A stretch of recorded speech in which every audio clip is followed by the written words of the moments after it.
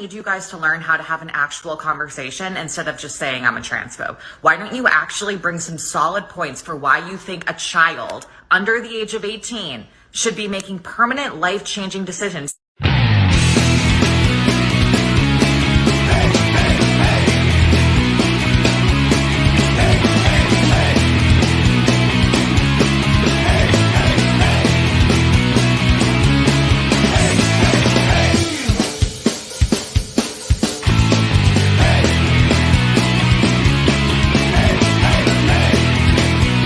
Because that's people's First Amendment right.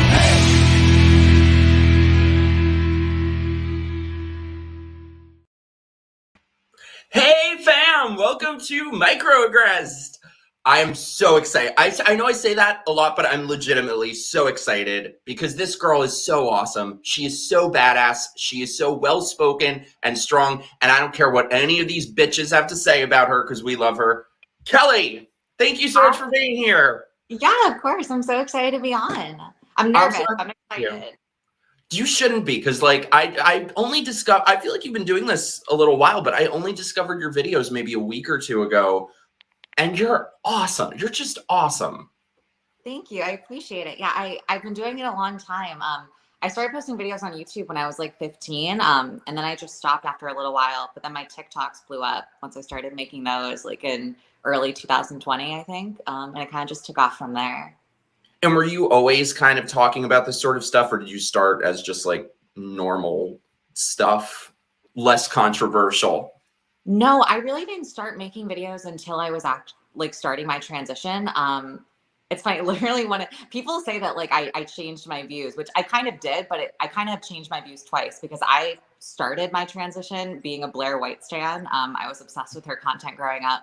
And one of my first YouTube videos at the beginning of my transition was a video titled "There's Only Two Genders." So my views, they have changed because once I got on TikTok and I got like so exposed to like the woke community, my views definitely, I started feeling like all the things I believed in were hate speech. Like it really, when you read so many comments that tell you the things you're thinking are bad and like wrong, you start to not believe in what you used to believe in. So I recently just started, speaking my mind and how I truly feel and how I used to feel, honestly, from the get-go.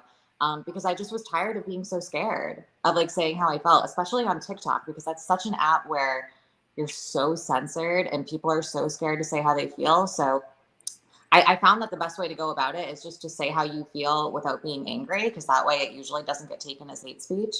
I don't know if it has anything to do with that or just because I'm trans myself. So they feel like I have more of a right to say these things without it being considered hate speech. But I'm just speaking my mind and my truth, and I'm not trying to offend anybody. I'm just being honest. So did you used to believe in kind of the same things that a lot of them do, or were you always sort of set in the same views you have now? So I definitely, once I started reading like a ton of like the woke comments and like everyone I was following, because of like, of course, what pops up on my For You page, a lot of trans creators, you start to come together, you build a community, you all follow each other, and you eventually feel like you have to start preaching the same things that those other creators are preaching and getting told that is like the right thing to say.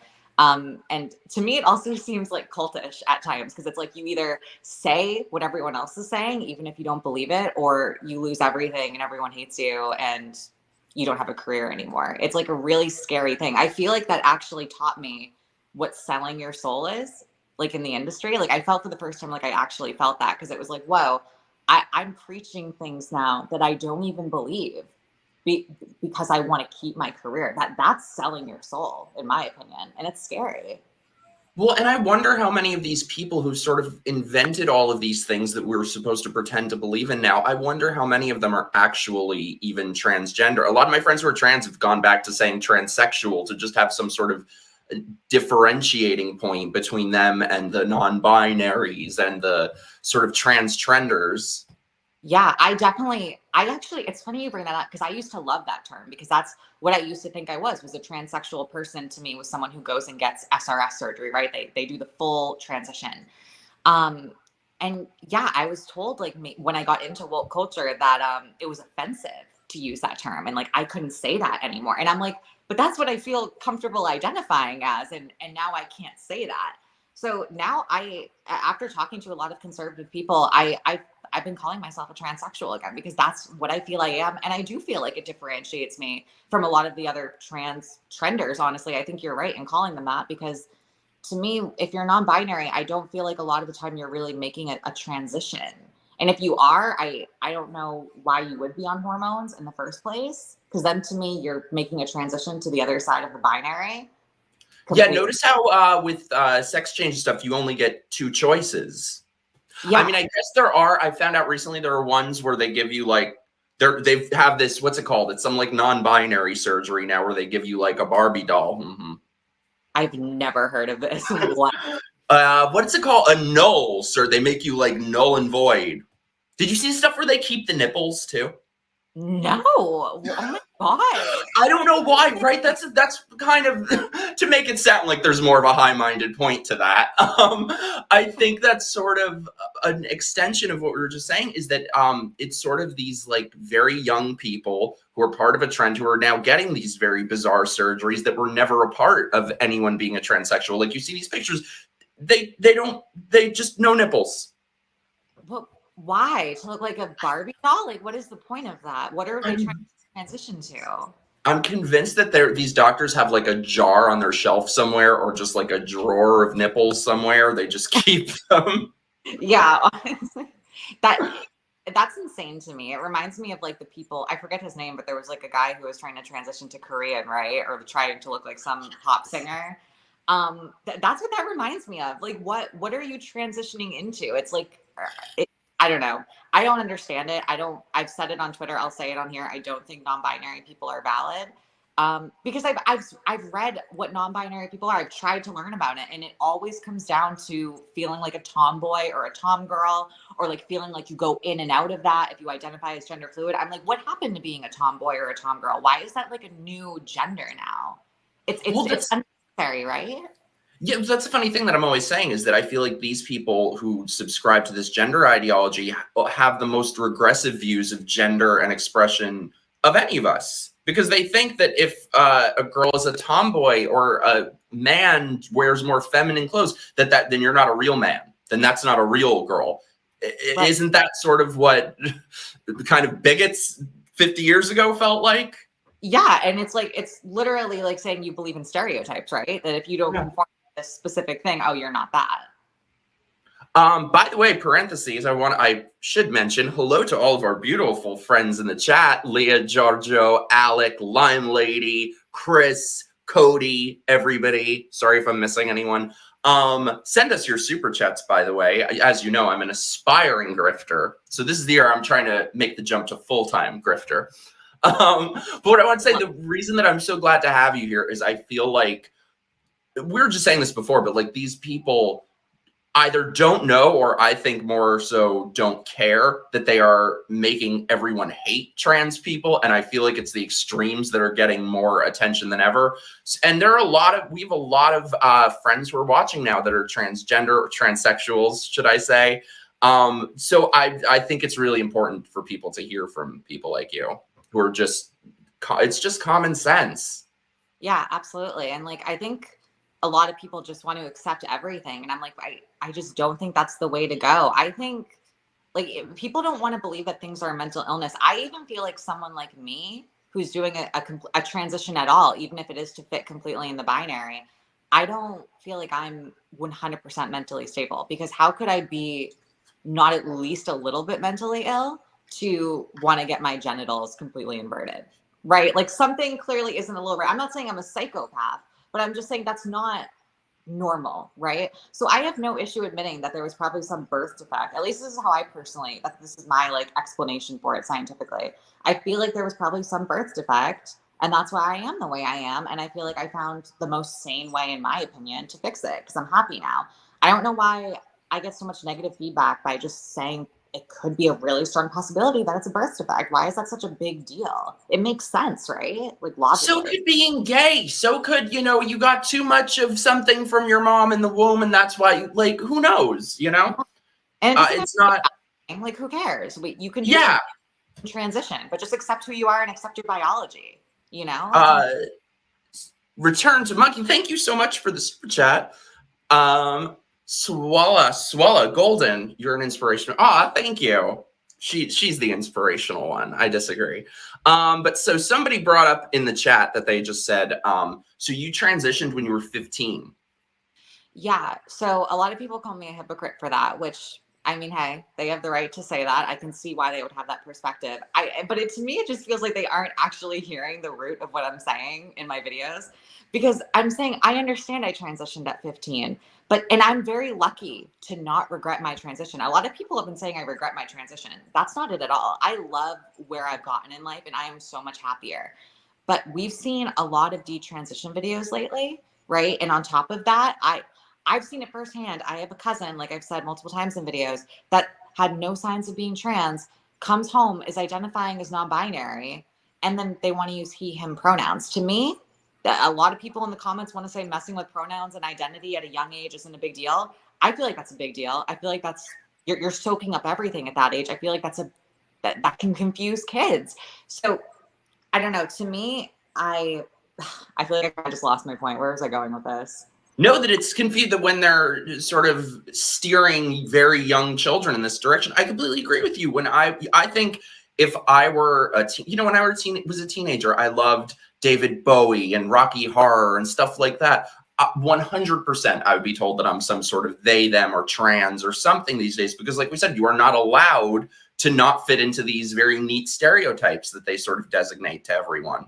Right. And so just because I'm lucky enough to not regret my transition now when I transitioned as a minor, and just because some other people on the internet want to comment that they transitioned as minors and they don't regret it, doesn't mean that's the case for everyone. And we've seen multiple videos now of people who transitioned as minors saying they regret it into adulthood, and they have permanent effects that they can't change from transitioning. So to me, regardless of how great my transition turned out as a minor, and regardless of how much it helped me pass, I don't feel like that overrules all the kids that are going to get fucked up that are going to get messed up because of this. No, say fuck. We give no fucks here. They're not, especially like things like voice deepening. If it's a trans man, you are never going to be able to fix your vocal cords after that. Like no surgery is going to fix that, and your life's fucked up forever.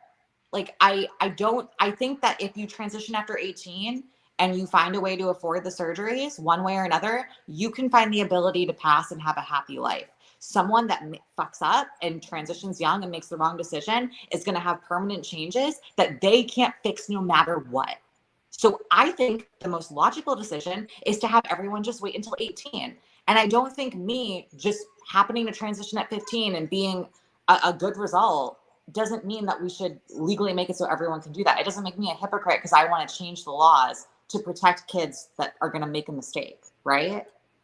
And also, I think, what is the greater harm? Is there a bigger harm of a 15-year-old waiting until they're 18, a couple years to medically transition? Or is there a bigger harm in medically transitioning young children, and then their life is destroyed?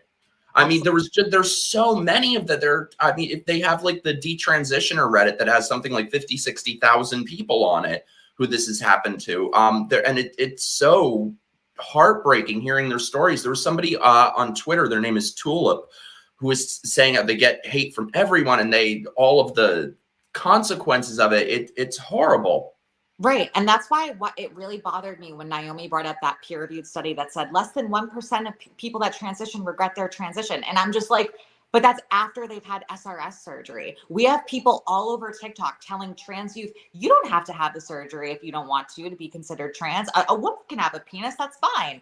And then, so it's like, you can't use that statistic because so many trans people don't have access to the surgery. So of course, the ones that actually obtain it, who are probably actually transgender, are not going to regret their transition. We're talking about the like 90% of kids who are going to transition and not get to that point. It's such like it's such a misleading thing to bring up. That's why it really bothered me. And the thing for me is what you're saying, like with your cousin stuff. And I have so many friends every single friend that I have who has young children says there are multiple kids in their classes who are transgender, non-binary, like in kindergarten, first, second grade. So for me, the worst part of that is not just that it's setting them on a path to medicalization, but that it's indoctrinating them into this cult. It's ideological grooming. Exactly. And they think it's okay. Like they I responded to know. me being like, oh, it's no big deal. It's just pronouns. And I'm like, guys, these are kids. They're soaking up everything. You're going to confuse their whole identity. Someone said to me the other day, they're like, "Oh, you're only against this because it's trans, but if they were teaching kids about being gay, you would be fine with that." I'm like, You "Are you can't insane? choose to be No, gay. You can't choose no." to be attracted to. And again, like when I was a kid, when I was maybe like, I don't know, 9, 10, I was obsessed with boobs and naked women. You would have thought that I was on track to be like the next Hugh Hefner. That's what kids know. So Yeah. imagine if somebody would like force somebody to remain that way forever through surgery, through hormones. Like it's horrible. Yeah, I couldn't imagine. Like there are kids who think they're Superman when they're 8 or 9, but oh, let's let them transition though. That's fine because they know who they are. And I'm not like I mean, I personally I don't even know. I used to say, oh, if a kid wants to dress up, that's fine. Like I don't see the harm in that. But honestly, I'm like, is it really necessary to even lead them on Same. that path? You know, the more I thought about it, the more I'm kind of like, I don't know. I could see it maybe if it was like a brother wanting to like play dress up with his sister. That's like maybe an exception. But like, I don't know. Anything else? No. No, I'm the same way. If this were like 10 years ago and I had kids, if I had like a little son and he wanted to wear dresses, I would have been like, yeah, you do you. Now, there is no way in hell that's happening because I know the pressure that those kids would be under and that Right. they would be bombarded with this from every facet of life, from school, from the internet, from everywhere, that it just seems like it's setting them on this path. There's no way. And My friend, oh, sorry. I was just saying, my friend Megan Fox talks. She's a journalist. She talks about this a lot. That she, I think, had a great solution for that. I think it was her son or something, was like, "Ooh, I want to wear dresses or things." She's like, "No, no, no. You just want to play dress up. We're going to go to the Halloween store. We're going to buy you a king cape and a crown." And he loved it. And you never heard another word of dresses. But if that were a liberal wine mom, eat your hormones with your cereal. yeah, no, definitely. And that's the scary part is they don't understand that kids are kids. They don't have the capacity to be making these decisions yet. You have to lead them on the right path. You're a parent. Do your job. So I want to hit up some of these super chats. Send us all your burning questions. Send us your super chats. My beloved Lime Lady. Love you, Mikey and Kelly. Kelly, what's the craziest interaction you've had with the mainstream trans community? Keep up the good work, by the way. I've literally never met like I've met one trans man in my life and they weren't even on HRT yet. Well, they just started HRT and they got access to HRT right before I left state. But I've never really interacted with many other trans people. I'm not a very social person. I don't go out a lot. I don't interact with the community in general. So I've never really seeked out the trans community. I've kind of been a loner my whole life. I'm chronically online, Loki. All right, well, we got to introduce you to we've got like the cool transes here. Oh, yeah, no, I love it when I meet people who are like sane in the community. That's my favorite thing. And you know what the sad thing is? A lot of these people don't realize so many of your favorite creators that you think are so left really agree with the same things I'm saying, and they just don't want to say it publicly on their platform. And I'm not going to out them because why would I do that to them? They're my friends. But it's like they don't realize that a lot of these people you love think the same way I do. Oh, it's so funny. I used to be friends with this girl who agreed on everything. We talked about all these subjects. She voted for Trump. And then she was cast in a Broadway show, like a very leftist Broadway show. And you look at her social media and it's pronouns and rainbows and trans and BLM. I'm like, this is just a show for most. This is like, it was just Passover. It's like when they would put lamb's blood on the door. Yeah, it's crazy. To me, that's just so fake. I don't know if I could be friends with someone like that because like that's just so two-faced, you know? Giorgio 400, I loved your walkaway video, by the way. You were amazing. If you guys have to go to walkawaysocial.com, check out his video. It's insane that people act like they're interchangeable Lego parts and not a complex, vulnerable flesh sack. Yeah, I think that's kind of what these activists are kind of reducing everybody to. Yeah, it's like they're like, oh, you want to just like get some surgeries? It's fine. They act like it's not a huge deal, you know, to be doing these things. Like it's just casual, especially for minors who are still developing. It's crazy. Would we let like a 16-year-old get a breast augmentation if they just wanted to get their boobs bigger and they weren't trans? Absolutely not. It's so insane. I just sometimes can't believe that this is even up for discussion. This is, I think, a big part of that too. I'd love to have Kelly talk about the impact of Lupron, the non-reversible stuff, like the voice stuff she just mentioned. People have to understand. Yeah, because I was told that these are totally reversible things, right?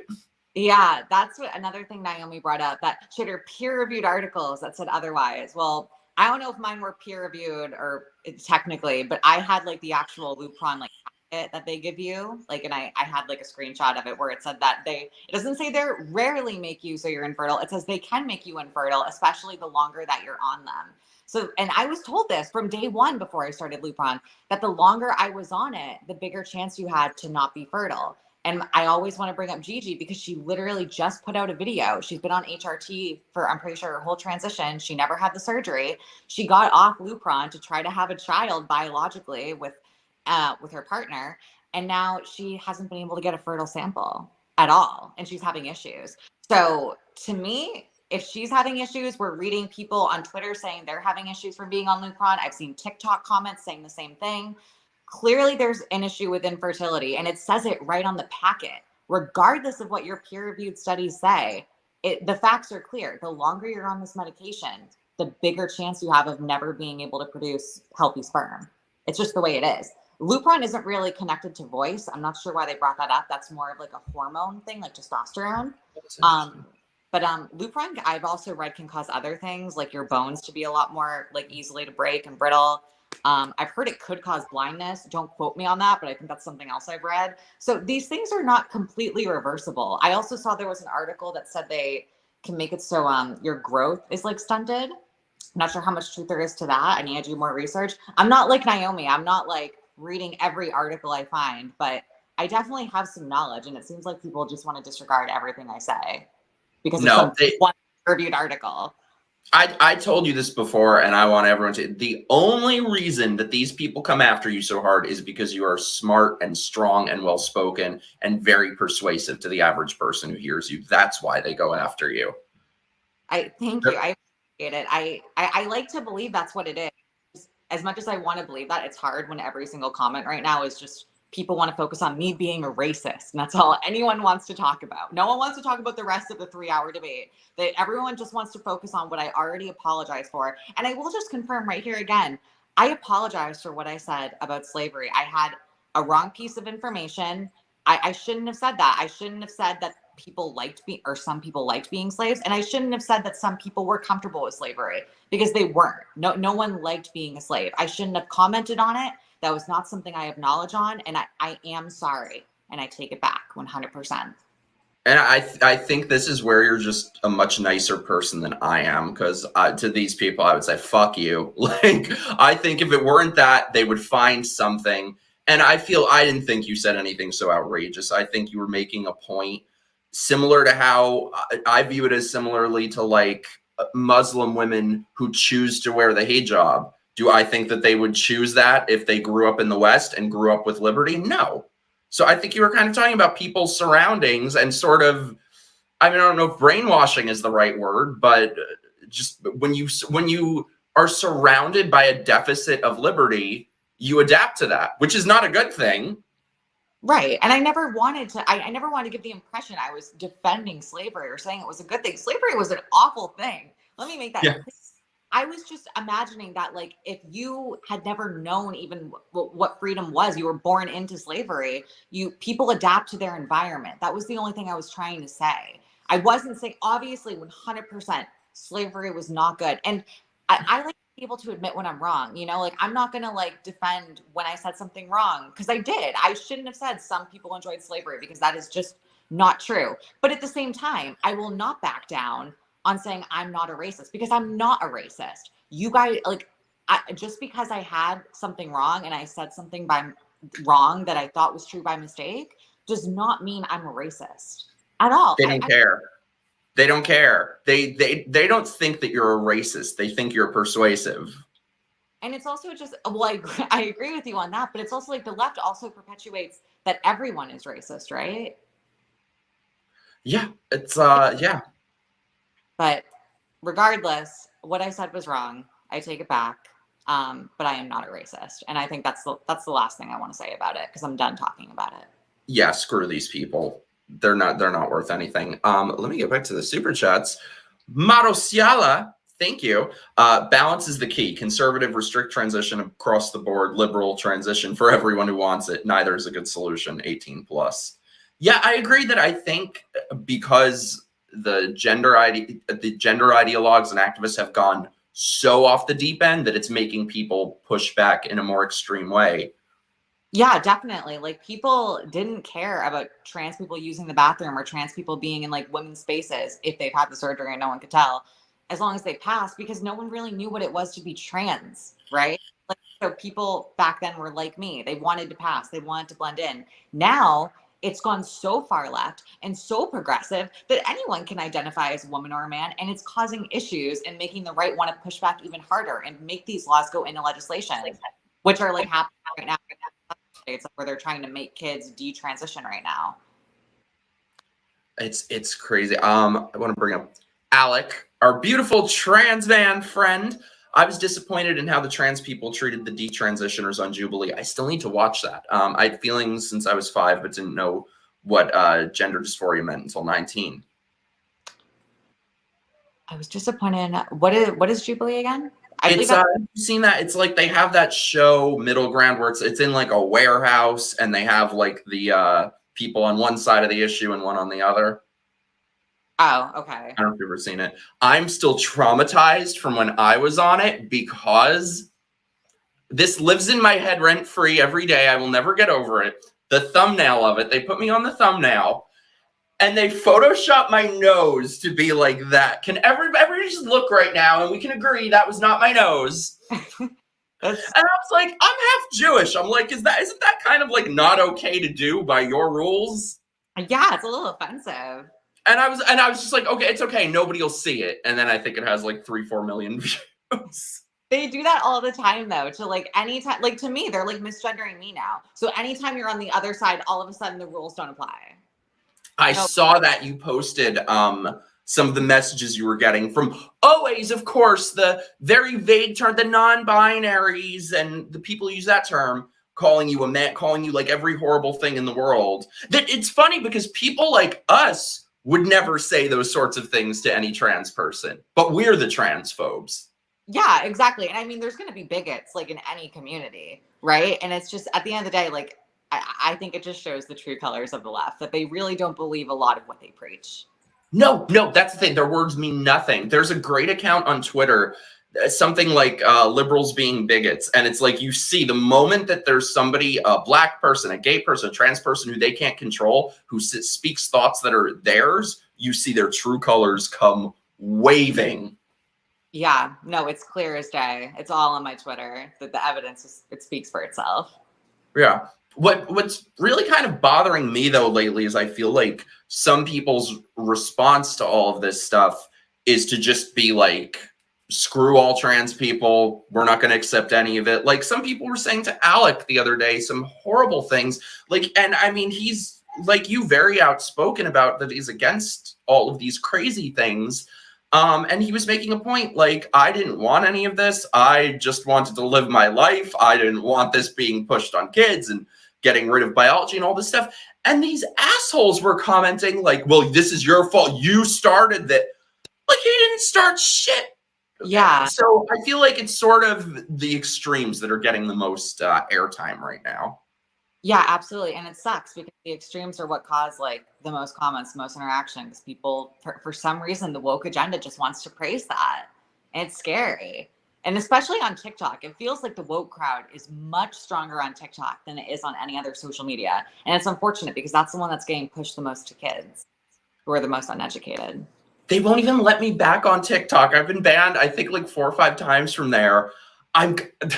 Maybe I'm just like a glutton for punishment. I'm like, oh, I want to be back on there with all the woke people. It's definitely like the people are pretty brutal. But yeah, I get what you mean. It's frustrating that it's a platform where they can just ban you for saying anything because they just consider it hate speech when it's not. You should be able to say how you feel in a certain way without it being considered hate speech. Otherwise, it's cult mentality. Like, am I wrong on that? Like, it's no. It's not. I think it's beyond a cult. Like, and the thing is, if you look at the BITE model and look at every cult prevention league, every warning sign of a cult, anybody watching, just go and look into that and see what they remind you of. It is just every quality of this cult. And it's not just a cult, it's an abusive cult, because I feel like the language that they always use is always the language of abusers, how they try to use social ostracism. They try to pressure you into, you have to sleep with who we tell you, you can't be friends with who we tell you not to. Everything, it's the language of abuse. Absolutely. That was a weird one. I remember when like every non-passing trans person was like, you sleep with me or you're transphobic. It was just, that was a time to be on the internet. It's so crazy too, because I feel like I would bet you have no trouble getting any dates. Like they're portraying it like, oh, trans people just want to pressure everyone into, and it's like, I feel like most really don't feel that way. Yeah, I mean, I don't really know I've gotten questions like, oh, what is it like dating as a trans person nowadays? And I'm like, I've been in a relationship for like over 4 years now. Like, I have no idea what the dating scene is like, and I don't plan on ever knowing again. So that's not something I'm ever going to have knowledge on. But I'm not for these people that are out here like trying to trick men. You know, I think that's pretty gross if you're going to sleep with someone without telling them about your transition. Because that's on TikTok. Well, and then I saw somebody on Twitter maybe a couple weeks ago was saying about how it was a trans woman, and she was saying that she like didn't tell this guy and went on dates, and then they're in sleep together. And it's not like he abused her or anything. It's not like he hit her, but he was like, thanks, but no thanks, basically. And she was bitching and moaning. I'm like, you set yourself up for that one, buddy. If anything, like, why would you even do that? Why do you want to waste your time? If anything, I'm not saying it's the first thing you have to say, but if you're interested in someone and you're talking for like more than 30 minutes, maybe just bring it up to get it out of the way. Like, I don't get what the point is, unless it's like some weird fetish where you're like trying to pass and like trick people, which is really gross. So I think with some people, I think it's just woke people in general. It's like they get off on the control, having control over it. It's like a bunch of mall cops suddenly have power. They're just like the final boss of Karens. Yeah, it literally is. It's disgusting. I can't believe people have no shame when it comes to that stuff. You see people posting and bragging about that all the time, like it's an accomplishment to trick a man. It's awful. I was trying to think if there's any like equivalent of that there is, because it's funny. These feminists will say that if a man lies to a woman about any little irrelevant details, like his height or his income, that's assault. But it's not to lie to somebody or mislead somebody about what you got going on downstairs. That's actually- or another one, the sort of the gay version of this that's equally insane. This was one of the big things when because I used to be a liberal. And so this was one of the things around the time that I was getting red pilled and waking up to this stuff. In a bunch of states, they made it legal or reduced it to a misdemeanor to intentionally give someone HIV. Wow. So if a man is like 5'10" and tells a woman he's 6 foot, that's assault according to them. But intentionally giving someone HIV isn't. That's insane. That should be I think you should go to jail for life. You Yeah, it's rape, I think, basically. Life at that point. I mean, I know we have medications now that can make it so you can live a long life, but like the point still stands. You gave someone a lifelong disease. That should be, you should go to jail. I haven't thought about how long that should be, but like honestly, I don't know. You should be going to prison. That's wood chipper level to me. Yeah. I don't know, but it's also like, that's something that's so hard to prove. Because how do you prove someone intentionally did it? Well, because a lot of there were a couple news stories about this. Some of there are a lot of sick people out there. There were some of these guys that would like text them after, haha, you got AIDS, and would just go around to multiple people. Like predators are predators. It doesn't matter if you're gay, straight, trans, whatever. So these people are these woke people on behalf of gay people, on behalf of LGBT people, are putting particularly LGBT people at risk to sexual predators. And that's progressive. Though, in the first place, to text that, like, I never should have sent them that. That's like murdering someone and being like, I just killed this person, by the way. Yeah. Let me get back. Sorry, you guys are a little bit behind on the super chats. Let me catch up. Giorgio Quattrocento, people think more about being an avatar in a video game than working in the medical field, for instance. The lack of reference to the reality may make this distortion. This was something I was cheering when you made a video and you also talked about it in the debate, because this leftists always do this in debates. It's always the appeal to authority. Well, this study says, I mean, they could have a study saying that the sky is purple and act like that makes it fact. So I love that you really, you guys have to check out this video she did, because this troll looking person that she debated, I mean, it was like an uglier Howard Stern mixed with a Fraggle. Whoa, there's a woke look. There's definitely a woke look. She didn't say it. She's a nice person. You guys can come at me for this shit. I don't give a shit. But so anyway, I love that you really like dug into these actual studies, because they always want you to just believe them. It's peer reviewed, and a bunch of the methodology is always nonsensical. So one of them, I think, it studied children who transitioned, and they checked in like after a year, and that's it. And then the other one had something like 100 people, and they were trying to make it representative of everyone. Yeah, there was a study that began and opened with, this is a study of like 20,000 people. And then you do the math out when you get to the very end, and it was like a study of 85 people. And I was like, okay, so this isn't really, they're trying to make this sound more legit than it actually is, you know? But it's peer reviewed. Frustrating that she was telling me I didn't read them, because I spent so long examining every article. For anyone that doesn't believe me, I have like pages of like a pages document full of me going over every article and trying to be prepared. She's a very experienced debater, whether I agree with her or not. So I that was my first real debate, so I probably wasn't my best. You were great. I tried, but I don't know. She was very frustrating. I felt like a lot of her evidence wasn't accurate, and all she could say was, it's peer reviewed, so you have to believe it. But then when I brought my peer reviewed sources, there was always an issue with it. Of course. Same websites. That's the funniest part. It's crazy. Their words mean nothing. No, it's always about authority with them. It's always the appeal to authority. It's peer, as if there's no agenda in peer review. Like, who are the peers reviewing this? It ain't our peers, I assure you. Yeah. It's like just because someone has a PhD, and that means they can have no bad intentions at all. From big pharma paying people off, that's not a possibility. We're just supposed to believe these are 100% fact because they're peer reviewed. Not me. No. Let me get back to super chats. Caroline and Jeff, thank you so much for the super chat. Were you surprised at the acceptance you've experienced from the conservatives since you started speaking out against child mutilation, sterilization? Honestly, yeah. I was really scared that once I was speaking out, no one was going to agree with me. And I posted a video. It was the one that got, I think, almost like 3 million views of me in the car that first blew up. And that one received so much positive feedback. I was surprised that I started speaking out on Twitter, and I couldn't believe how many people started agreeing with me on Twitter as well. So I wasn't expecting to be so welcomed by the community. And people want to respect you, want to respect me and my pronouns when I'm like respecting them, you know, and their children, and wanting to do the right thing. And that's why I think a lot of like the woke community doesn't understand is respect is earned. If you stand for something that people don't agree with and that think want to harm their kids, they're not going to want to respect you, and they don't have to respect your pronouns. If you want respect, earn it and stand up for what's happening, because children shouldn't be involved in this stuff. You know what I mean?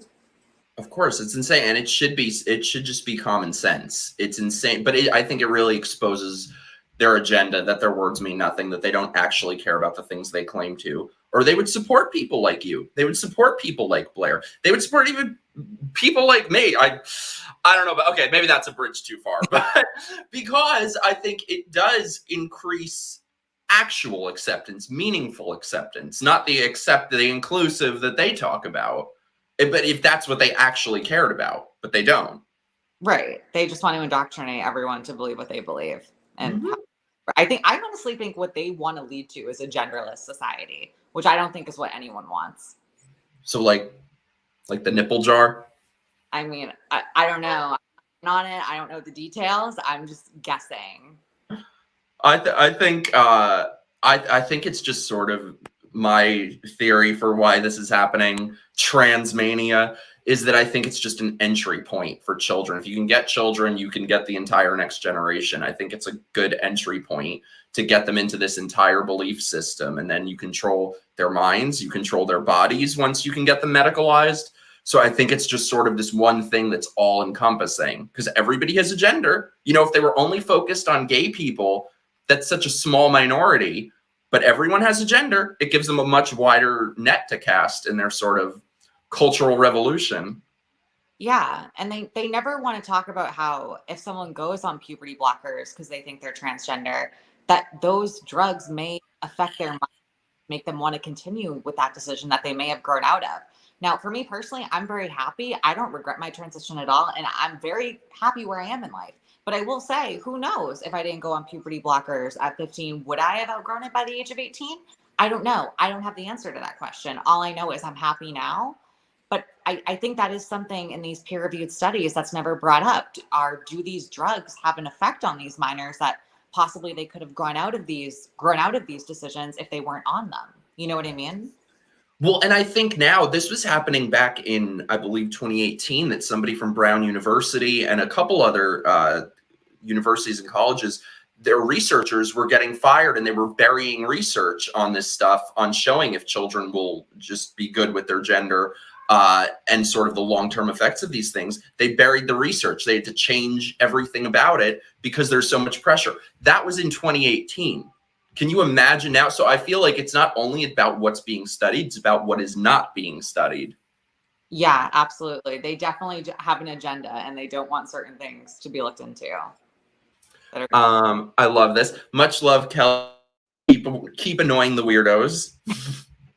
Always. Tall, dark, and gruesome. I like that. Oh my God, I got very behind on Super Chats. 1 second. Let me catch up. Giorgio Quattrocento. I'm Spartacus. I am Spartacus chain effect for non-woke blacks and gays in a room of leftists, and the leftists get increasingly bigoted. Yes. There is, honestly, I always say this, but I'm like, if anybody out there actually believes that woke people care about gays or blacks or trans or any of them, just watch when one disagrees with them, when one expresses one single thought that is not theirs. Yep. Let me know how that goes. Return to Monkey. Thank you so much for the super chat. I was a mega church pastor, came out, remarried, and because I speak to God loving us all, even with a black husband and black, white, Hispanic kids, I'm labeled racist. People demonize those who challenge their belief. I think we have found the most non-racist person ever, by the way. You've just got like the United Colors of Benetton in your house. That's actually crazy to me, because that perfectly explains the woke agenda today. Is that even someone like this in this position can be considered racist. And that's the problem. And no one wants to listen to me. The more that word gets thrown around so easily, the less of an impact it's going to have for the people that are genuinely racist. Because calling me racist, someone who really isn't, just because I said something wrong and I apologize for it. What about the guy who's deep down in the South, who just openly admits that he hates black people and he wishes they never existed? That label should be reserved for people like that. Not me. They don't care. They don't care. Their words mean nothing. Yeah. And I think with a lot of these people, it is just in group, out group to them. They want to be they see the world as literally black and white. They're the good people. You're the bad people.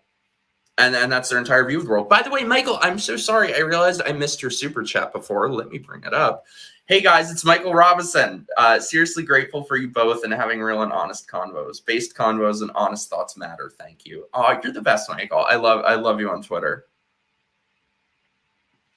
Yeah, and I think, you know, if you look at any cult, they don't like people researching them. They don't like people who are part of the group then speaking out. Like Scientology, Leah Remini, they hate her. They hate anyone. We're kind of like Leah Reminis of the alphabet cult. Yeah. So there's nothing that this group hates more than when people that they're supposed to own, that they think that they can control, tell the truth about them. That's why they go harder after LGBT people than anyone. They love to call me a pick me. I swear the number one and number two comments on my TikTok are pick me or new Blair White just dropped. And I'm like, as if that's a bad thing. Yeah, I was like, I kind of iconic, whatever, but I don't know. Bad thing. First of all, I pick you, Kelly. Thank you. I feel it's great being picked when you're being picked for doing the right thing, you know? I love that term so much because I'd never heard it until maybe the last like year or so. It's talk about something new that dropped. It's like there was problematic and then fascist and now it's pick me. Yeah. I love that so much though, because I think people like us, and I wrote, you guys, by the way, parentheses, I launched a Substack like 2 weeks ago. So just what the world needs, another aspiring writer on Substack. But subscribe to my Substack because I swear I have a point. My first essay was about leaving the alphabet cult. So I called it Please Pick Me, because I think it's sort of the perfect thing that encapsulates everything. That people like us, we pick each other. We choose to be around each other. We choose, it's actual community. It's not, we're not in this sort of like arranged marriage based on these very arbitrary, superficial traits like a sexuality or gender. We pick each other. Right, because we have genuine beliefs. They just have labels. And so they all just band together and say, if you want to have your labels, you got to agree with everything we say. Join our cult. Never. Swella Golden, how do I fit in as a gay nerd that does not like drag and nerdy things? And I'm a first lieutenant Civil Air Patrol. I feel judged as a gay nerd. Wait, what do you mean you're a nerd and you don't like nerdy things? I was just going to say, that doesn't make sense. Maybe he's like, yeah, you got to explain that more. But how do you fit in? You don't have to. You just find people like you. You don't have to. I don't like all the gay shit either. And that's the thing with people in the cult is they all have to have the same interests. They all have to listen to the same music and have the same mannerisms and everything. You be you and find people who really appreciate you for the individual that you are. Yeah. It's tough. I literally had people like, speaking of music, right before this all happened, I had just went out and got the new Melanie Martinez vinyl. And I had like a ton of comments under that video being like, Melanie would hate you because she identifies as they, she, stop listening to her. And it's just like, God, now that I have all these beliefs, it's like so hard to watch any of my favorite media. Even the woman, one of my favorite actresses on one of my favorite shows growing up, Drake and Josh, she played one of my favorite characters. I wish I remember her name, but I think she played Helen on Drake and Josh, and she called me a racist on Twitter. And I was just like, oh my God. Like, I feel like everyone in Hollywood now just assumes I'm a racist and they hate me. So it makes it hard to enjoy their media. Fuck them. I feel like they've trotted out every like person that in another time would just be on Hollywood squares or something, like these nobodies. It's like a message went around that they all need to talk shit about you. Yeah. And it's like, it just, I don't know. I get where they were coming from because they saw the clip and I said what I said. Like I said, I already apologized for it, but it stinks because, they honestly, a lot of people I love make a lot of great content, but I don't necessarily agree with all of their views. Yeah, I've kind of had to learn. I think we probably all have had to learn to separate art from artist. Yeah, definitely. Like I love the Halloween movies, but Jamie Lee Curtis is so insufferable. I'm like, no, I don't want to hear politics from you. I don't want to know anything about you. I just want to watch Halloween 11, 12, and 13 in peace. Yeah, I think she sees, aside from her politics, I think she seems maybe, I don't know if she's a nice person. I heard a rumor on TikTok that she's apparently very mean to like people in the service industry. Oh, I would believe that. Yeah, I can see that too.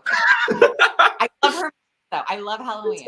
I like anyone who says they don't like Halloween ends. I think you're crazy. I think it was just. I love you. Oh my God. I thought I was the only person who liked Halloween ends. I was obsessed with it. It is so good. That little like poem that she was writing throughout the whole movie was it just tied everything together. It was so good. It had like 80s vibes. It was like the kind of movie you would stumble on in Blockbuster in the day. It was so good. It was so good. I loved it. I watched it I saw it 3 times. Oh my God. I thought it was just me. Are you a Scream fan? Yes. Oh my God. That last one though. Oh my God. When they were looking at each other and they both had like the guns and they started running at each other. I was like, are you kidding me? Or when she ran at him when he had the gun, I was like, this is not happening. But it was still entertaining. It was still fun. Love Jenna Ortega, but I think I'm a Scream 4 stan. I love Scream. That's my favorite one. Yes, I am a sucker for Emma Roberts. Emma Roberts is so iconic. She's the best killer in all of them. It was so ahead of its time. It was like it just predicted the future, basically. Yes, the way she was like the ending. I hate to say it because like I know I'm supposed to put Scream 1 first because like respect the original, and that's like the whole point of Scream 4 is don't fuck with the original. But like, oh my god, when she's like talking to Sydney at the end and like freaking the fuck out and like stabbing herself, I was like, this is so perfect. It's like so ahead of its time. You're right.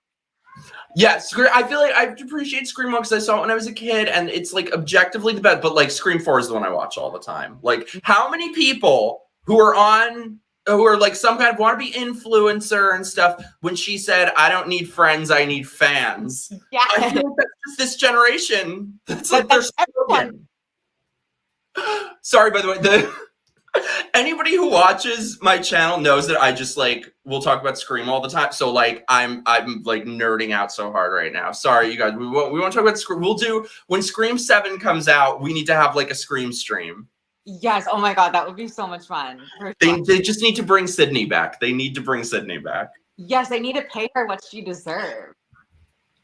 25 years carrying the entire franchise on her back, and they freaking had ads at the Super Bowl. They had money for that, but they didn't have money to pay Neve Campbell. Yep, it's really sad, and it's Paramount. Paramount is so cheap. You're amazing. I love you. Sorry, you guys. We'll stop nerding out. I will get back to the super chats. Oh my god. The conservative tranny. Hi, my love.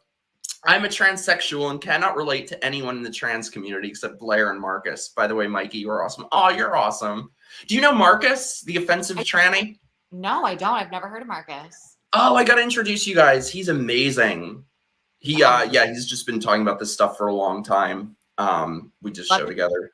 Is he on YouTube or is he like a TikTok? Yeah, I keep telling him he needs to teach me. He's freakishly good at YouTube. Like everything he does blows up. So I keep telling him like, teach me how to be good at YouTube. I'll have to check him out.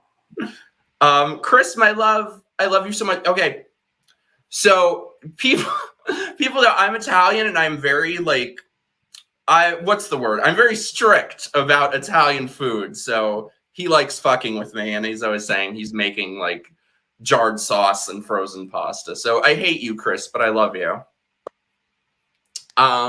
Golden. Elizabeth Holmes had a peer-reviewed study for her fraudulent company, and I did not know that. Not either.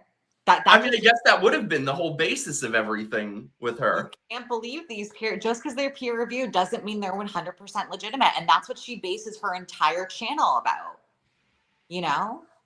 That's what they all do. That's what so many leftists do because they control academia. So it's sort of just like a cycle of reaffirmation. Yeah, it's crazy. And then it's just, I hate that on TikTok. It just gets pushed so much to kids because that's just going out to the next generation. It's so frustrating. I just saw this from someone I love, Cody. Dude, you're awesome. I thought this was hilarious. If dumbass non-binaries get me misgendered after I transition because my gay ass wears nail polish, I'm gonna kick some shit. It's true. It's like they're defining they call themselves trans. Yeah, and it's just crazy to me because someone could just paint their nails and like grow their hair out and they're like, I'm trans. And it's just or I'm a they, them, or just like, it makes it harder for the people that actually want to transition that don't get to pass. People are just not even going to they're just going to ask them their pronouns. I don't know any person like me that wants to be asked their pronouns. You know what I'm saying? That's the thing is, none of these things are for the people that they claim they're for. Like, do you really think anybody would transition to be asked their pronouns? Right. Like I didn't put in all this effort for someone to be like, she, her, right? Oh, what are your pronouns? Nobody needs to. It's so ridiculous. But like I said, it's lamb's blood. It's just people. The reason people put that is it's their sign of submission to the cult. I'm part of the group. Yeah. It's just, it's scary. And it's like even worse when they, put in that feature on all social media, putting in your pronouns. So it's like on the header of your profile. I hate that. And I did it on Instagram the other day. I deleted it because I was like, why did I do this? And it goes to show how it literally is just an easy way to indoctrinate people to agree with this stuff. Like, oh, just put your pronouns, be more inclusive. You know what I mean? It's just little baby steps. People need to, it drives me crazy. People need to get a lot more comfortable with saying no. I say it all the time. If somebody asks you to say your pronouns, the answer is no. Right. And also, how often does it happen that they would ask somebody that and they don't already know? Does anybody have to ask it? Like, it is so rare. You could count on your hands probably the times in your entire life that you truly weren't sure with somebody. Oh, Naomi, because Naomi will be like, oh, look at someone, like, they look like a non-binary person. They look like a they, them. And I'm like, I've never experienced that in my life. No, it's only leftists who have all these examples. Oh, well, I know. Intersex is their favorite. That's like their red herring of all red herring. They as far as I know, I've never met an intersex person in my life. But ask a leftist and they know 17,000 intersex. Everyone's intersex. Yeah, and it's just like, as far as I know, from what I've read on Reddit from people who claim to be intersex, just because I don't know anyone personally who is, they usually end up getting surgery because they feel like more like the one or the other, and they just want to blend in. They don't want to be like, oh, I'm intersex. I identify as this pronoun. Like, most intersex people aren't like that, you know? No, because anybody who is legitimate in being trans or being interested, they just want to be. It's with me personally, it's a bit different being gay, but the reason that I didn't want to come out when I was a teenager is because I was worried that gay would always come first and that my individuality would sort of take a back seat to that. And I didn't want that. But these people, and so we finally got past that, I think, collectively. And now these woke fucks just want to bring us right back there where we're all defined by our immutable traits. Yeah. And like, I think a perfect example of like when this started was like, or when I first noticed someone who really made being gay their entire personality was when I used to be obsessed with Big Brother back in the day. But, oh my God, how are we the same oh, I have stuff to tell you after that. Oh, how are we the same person? Brother 12. Tell me. Was that? I started on Big Brother 12 and like I was obsessed with it from there. Have you gone back and seen the ones before that? I never have. No. Oh. No. As soon as we are done with this, go watch Big Brother 10. Big Brother 10 is so nuts, you have no idea. Oh my God, I have to. But Frankie Grande, do you remember when Frankie Grande was on Big Brother? I'll tell you something after the show. I hate that. Frankie Grande is my trigger word. I don't want to talk like shit because like I love. Oh, please do, please do. I love his sister's music, like, but like he definitely like, put like being gay first. Like it was his whole personality on the show, and it was frustrating because I didn't even really know what to say when like, you know, people would be like, oh, people make being gay their whole personality, and then they would see that on the TV. It's like it wasn't good representation at all. I can't even watch Big Brother. I've literally been watching it since season 2. Like, so I've been watching my entire life. I can't watch it anymore. It's so woke. Everything is racial. Everything. I can't take it. I don't know if you watched the last season. I wish I did a video on it. I never got around to it, but they had like a full-on struggle session with this guy, that this guy thought that the people who were black had an alliance and wanted to vote out a person who was black, because they did in the last season. And they had an entire very special episode about it. Made him cry, ruined his life. He will now be the racist for all his life. Oh my God, that's awful. They did the same thing, I think, in like Big Brother, whatever season Aaron was on. Remember that? They've completely 15, that one was so nuts. Yeah, and I will admit she did say some messed up things. I'm not defending She her did. She did. I'm just saying, like, you know, even she has like apologized and changed, and it's been like 10 years. And people still to this day, I've seen on her Twitter, go into her comments and call her a racist still. And she's like, guys, I've grown. I'm not that person anymore. And it's just, it follows you. If you get called a racist and you grow and change and it's been over a decade, it's going to follow you. People are still going to call you a racist. And I don't think that's helpful. I don't think that's progressive. That's not going to get us anywhere. They're not. See, I think with you, and it sucks to say this, but I just know how these bastards think. I think with you, you're too good of a person for them, that they take advantage of that. Like, you're very genuine and you care and you mean what you say. Fuck these people. Pay no mind to what they call you. I promise you, because the people who matter know who you are and can see your character. Yeah, absolutely. And I get worried like doing like live debates like this, you know, because people will like take this and like chop it up. Like I could see someone taking that comment I just said a minute ago about Erin and just cropping it to just the piece I said about like defending her. And they're gonna be like, look, she's defending a racist now. And it's like, that's not what I'm saying. I'm saying people can grow and change. And it's been over a decade since she said those things. So like it's frustrating because people can really manipulate clips and make it go viral and make it look like you said something you didn't, and it's scary. That's funny. I actually just messaged her the other day to see if she would come on the show. Are you serious? Oh my God, that would be so iconic. Have you ever watched Survivor? No, I've never been a Survivor person. Let me tell you guys watching, if anybody watches Survivor, I have a very special episode / documentary coming out soon. That's all I'm gonna say. That's all I'm gonna say. I'm very excited about that. But Survivor, that's another one. I've watched Survivor since season 1, and I can't anymore. It's all woke. It's all, they vote based on race, everything. I can't take it. I can't take CBS scares me because ever since, do you know about that Sam Smith tweet before the Grammys where he tweeted out "ready to worship"?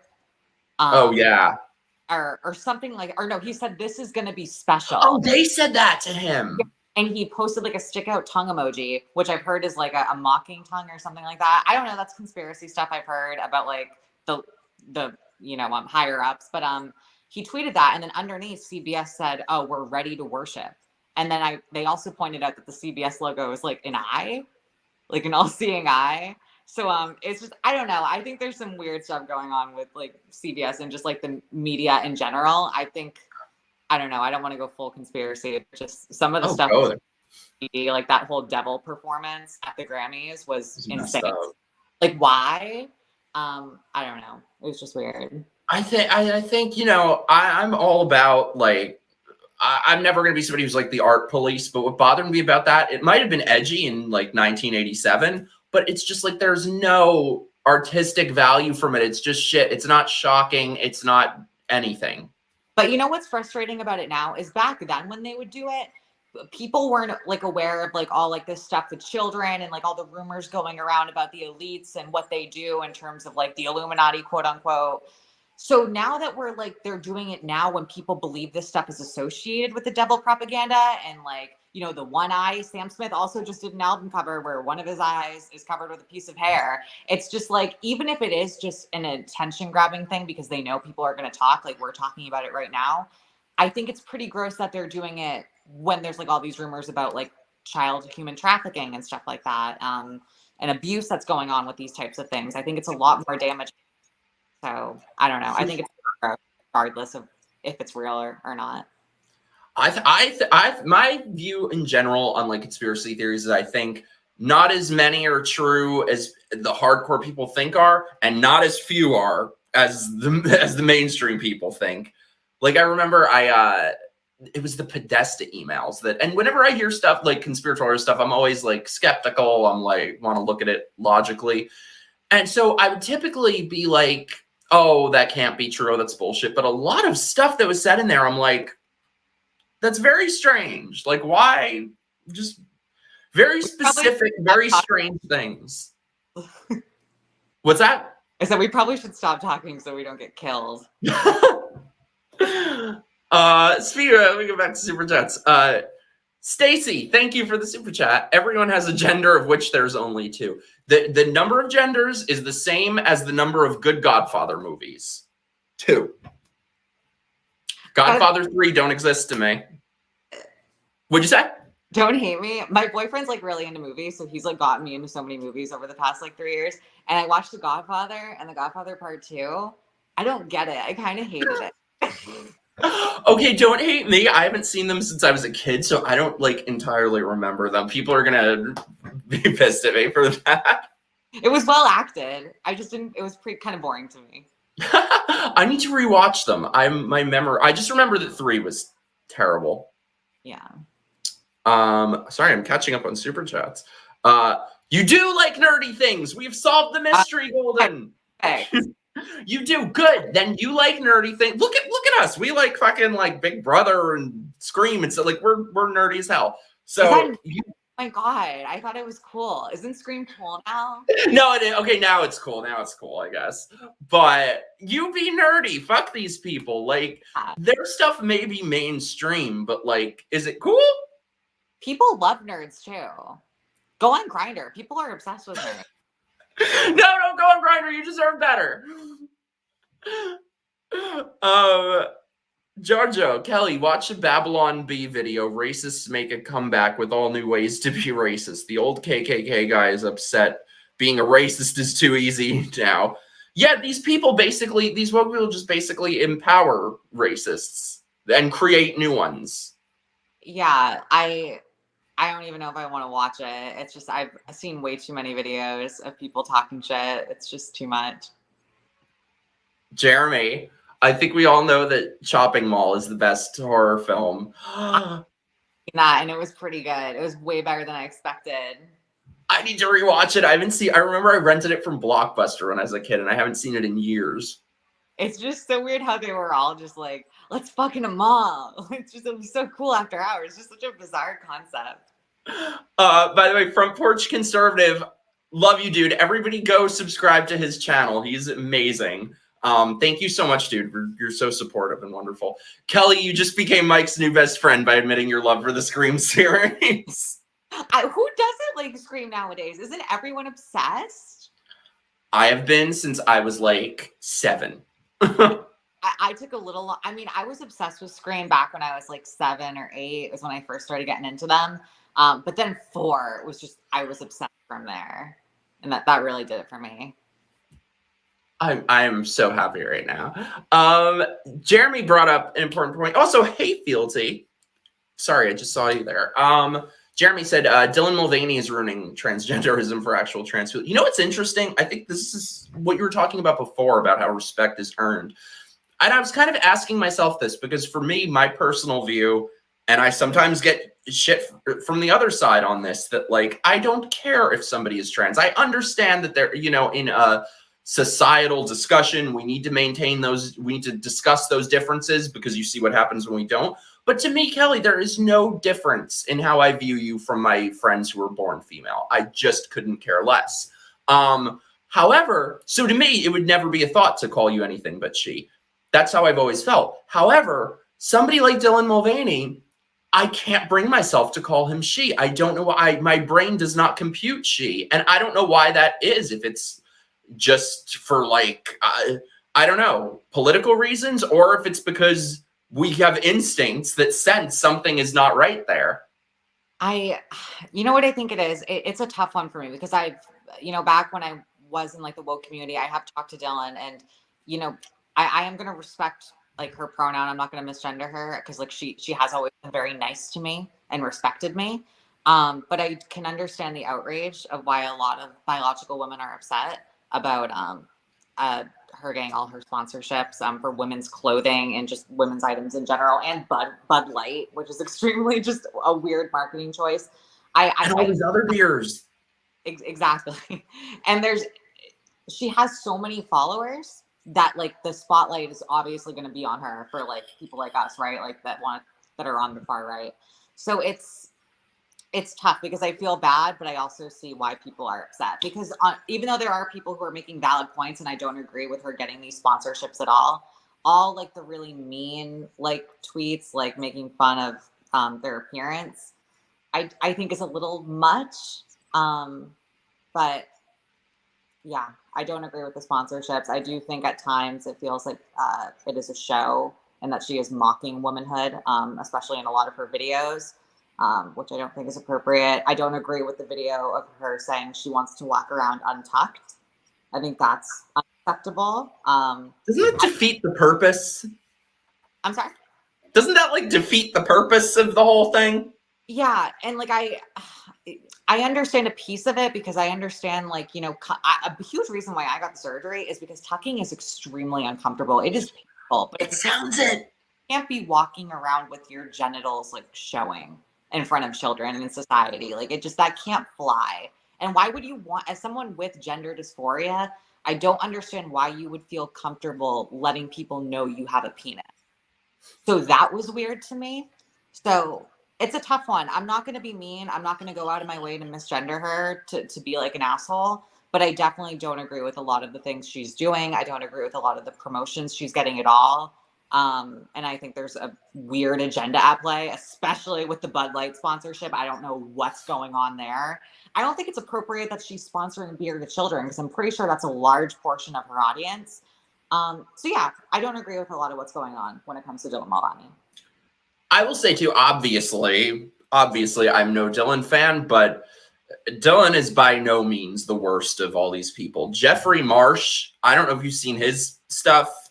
Yeah. Belongs in a wood chipper or in prison, one or the other. That is a man. 100%. Then see, that's what, and then somebody like him calls himself trans. Like the word has just lost all meaning. I'm sorry. The videos are giving Predator. The videos saying, come to my what is his Patreon behind the wall to talk to me privately. To minors, he's telling to talk to him privately. Oh, absolutely not. This is not okay. To talk about what? Trying to like indoctrinate them to transition? Like it's predatory behavior, 100%. It's funny, actually. I wasn't on TikTok very long, but initially my first couple videos I made on there were kind of I was just ranting and were kind of fiery, and I was like, oh, that's so gonna get banned. And it didn't. What they really don't like on TikTok is any sort of parody or commentary or comedy. Because I did some video impressions of Jeffrey Marsh where I was literally just repeating what he was saying, his exact words. I kind of wanted to take a little bit of the shine off of them and let people just hear him in his own words. That's what got me banned every time.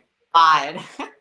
And the sickest thing, I know I've said this before for you, but the sickest thing is his videos where he's like, okay, parents, hand the phone over to the young kids to watch this. And they do. They do. You click on the thing on TikTok where it shows who made response videos, and there are thousands of parents handing the phone to like 2-year-olds, having them watch Aunt Jeffrey. This is insane. That's insane. They're like, you want to talk to a here, honey, watch this Predator. Yeah, they're safe. They want to accept you. Like, what's going on? Why are we trusting strangers on the internet? You know. And it's like there's no such thing anymore as like be smart with strangers. That's what they taught. I'm old. That's what they taught us when I was a kid, was like stranger danger, don't get in the van, don't let anyone touch you. It seems like that has just been wiped away. And you know what the scariest part is about Jeffrey Marsh is like, I've seen like videos pop up where someone's reposted him and like the comments are like, as they should be, people being like, this is gross, this is weird. But then you go to like his actual page and like all the comments are fairly positive. Like, I know. And they think it's fine and completely normal. It's bizarre. I know. I've seen them. I don't get it. I don't get it. I think it's like bored liberal wine moms, I guess. I don't know. It's like, if you've seen, I posted on Twitter today, I don't know if you've ever seen this, but there's pictures from a pride parade where there are like half naked men dressed as dogs and a little toddler, this little girl, like petting them. Yeah, I was like, why are we exposing children to this? Like, children, this shouldn't be in public at all. Like, it's no way. I don't think it should even be in private. I don't get the appeal. Is that not pedophilia? You're exposing like a bondage type thing to a child. But it's the parents bringing that, and I think that's what makes this such an insidious thing and something that's more difficult to solve, because, you know, I support laws and all that, but I don't think it's enough. I think a lot of these people, these woke people, they only operate from social pressure. It's sort of luxury beliefs to them. It's like a status symbol. So I think kind of the only way to really change it is to turn the social pressure around on them and shame the fuck out of these parents who do stuff like that. And you'll see how quickly it'll stop. I don't think they're fit parents. If you're taking your child and exposing them to things like that willingly, I don't know, CPS should be looking into you, personally.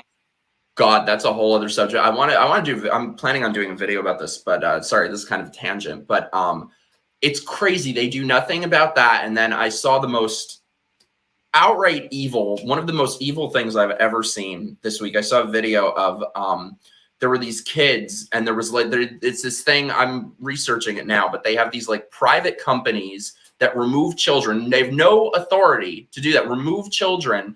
And so these two young kids were saying that they were being molested and abused by their mother, and they're like, we are not going to let you bring us back. So they were removing these kids from living with their father.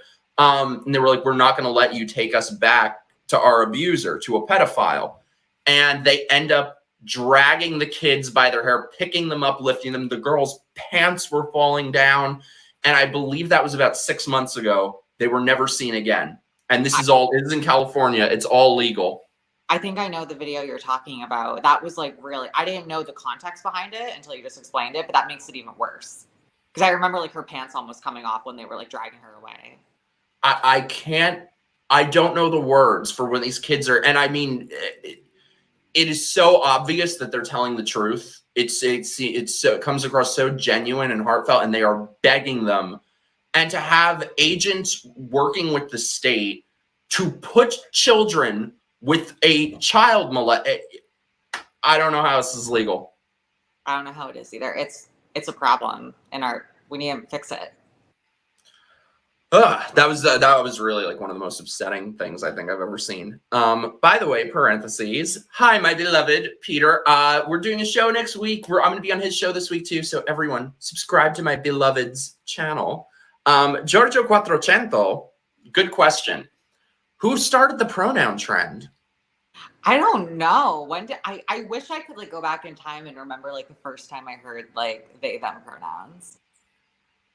I feel like I did hear about them early on though, because like I said, I was a Blair White stan. So I remember her like, was it like a Milo person? I think that was like one of the first times I heard about they them pronouns. Like Riley Dennis talked about it or something like that.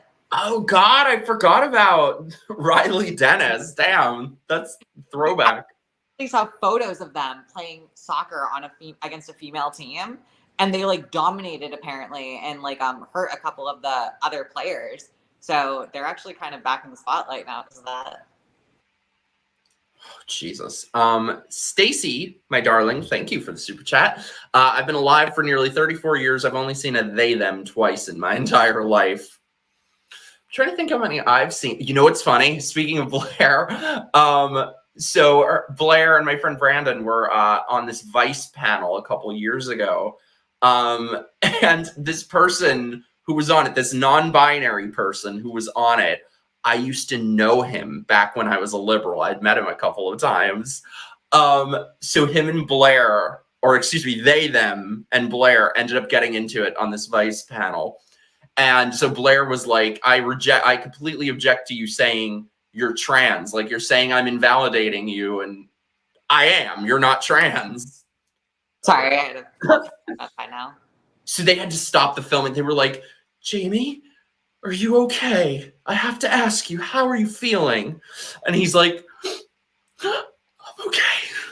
So insane. They're so emotional for no reason. And it's like, yeah, they just, these words have no meaning anymore when a grown man can decide they're a they, and that makes them trans.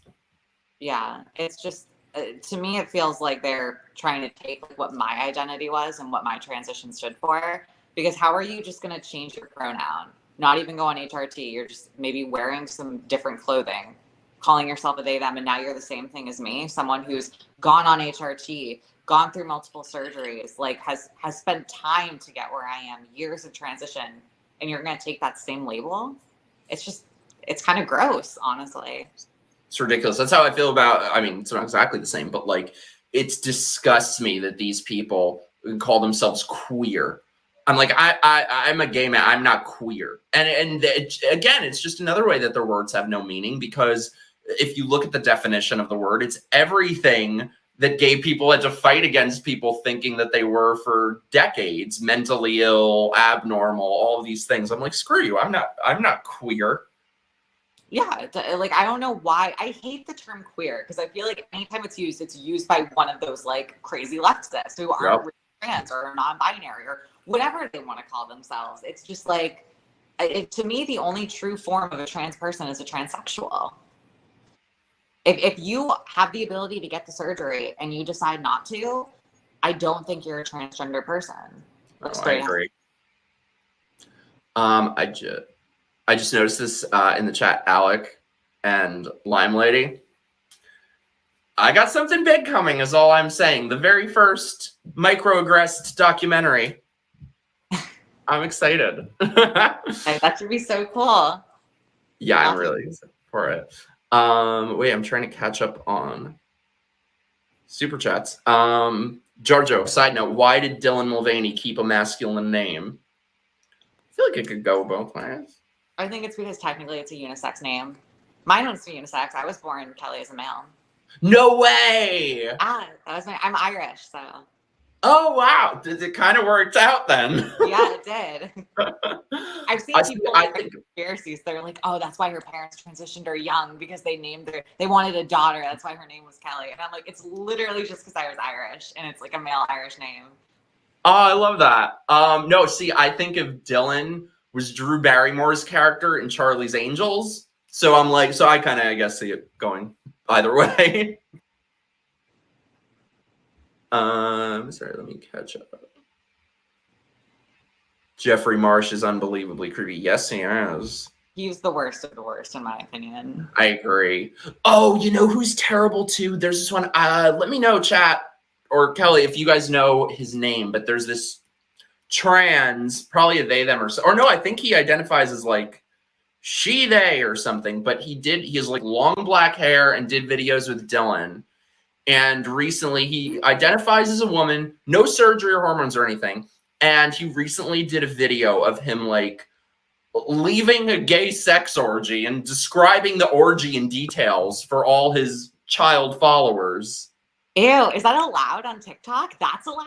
Of course. Oh, of course. If you're in the cult, anything is allowed. We're not allowed, but that. In the LGBTQ XYZ cult, whatever you want to call it. I'm just going to call it a cult. It's a cult. Sorry, I'm trying to catch up on. Here we go. I actually remember the first time I heard gender fluid. It was from a furry around 2014. What is with furries? I don't know. I mean, a piece of me is like, if they just want to dance around in a costume, like, who's it hurting? I don't know. But like, other than that, I think the sex stuff is weird. But I mean, if it's all consenting adults. We have some furries who watch. God bless y'all. Yeah. I support you. I support you too. Honestly, you know what really made me start accepting furries was I've been obsessed with like YMS and his content, and he is a furry apparently sometimes. I was like, no. Yeah, I was like, someone I love watching their content like is a furry, and I'm like, maybe I should be more accepting of that because I like this person's content. So I don't know. I don't think they're hurting anybody as long as like I don't know. Even like I don't know, as long as it's appropriate and you're in a fursuit dancing for children, I think that's fine. I think drag queens is a completely different thing though, you know. Yeah. But I don't think drag queens should be reading books to children, especially after I learned the types of books they're reading to kids. Mm-hmm. They're not just like, I used to think like, oh, if they're dressed appropriately and they're just coming in to read a story, what's the problem? And then I started realizing they're reading books about LGBT culture and like being trans and stuff, and I'm like, this is too far. And it made me think, you know what, kids shouldn't be exposed to drag queens in the first place, because why? What's the point? No, I think the point is indoctrination. And see, this is where I think some people get it wrong when they say, and look, my view is like, we all have eyes. If it's sexual, it's sexual. We can all see the times that it is, but it isn't always. And I think people sometimes get it wrong to say that like they're all pedophiles or something. I'm like, no, it's about brainwashing. It's indoctrination. Look at the books they're reading. So my point basically is, even when they're fully clothed, I'm completely against it. Yeah. I went to in New York, they were having, and it was not mandated, but it was promoted by the Attorney General of New York that they had drag queen story time. And so I went to where they had the protest of it, and you look at the window in the building that it's happening in, and they have it all covered up. I'm like, why would a story hour for children need to have the windows boarded up? Yeah, that's weird. What's going on there? Front Porch Conservative, Mike and Kelly, thank you very much for this great discussion. Wishing the best for both of you. Mike, take my money, you filthy grifter. Love to you both. Everybody subscribe to his channel. He's so great. I got to meet him when I was at Chrissy Mayer's content house. He's great. You're going on Chrissy's show soon, right? I am. You know, I had an interview set up with her yesterday, and it's just the hate was really getting to me. And I literally didn't get out of bed yesterday. So I had to reschedule with her. So it's going to be, I think, sometime next week. So yeah, I'm excited to go on. I wish I just did it. You know, I shouldn't have let the comments get to me. But today was like the first day I got up, and I was like, okay, I'm going to like get myself together and do this interview. Oh, I'm so glad. Honestly, please, I beg you, do not pay any attention to these fuckers. They are the most miserable people in the world. They are people that if you ever met them in real life, you would run the other way. You'd probably smell them coming from across the street. You would want nothing to do with them. The people that matter know how amazing you are. Thank you. I appreciate it. It really means a lot to hear, because sometimes it's so overwhelming. And when you start to hear something so much about yourself, you start to like believe it, and you're like, am I really a bad person here? Like, and I know I'm not, I know in my heart and soul, I'm not a racist person.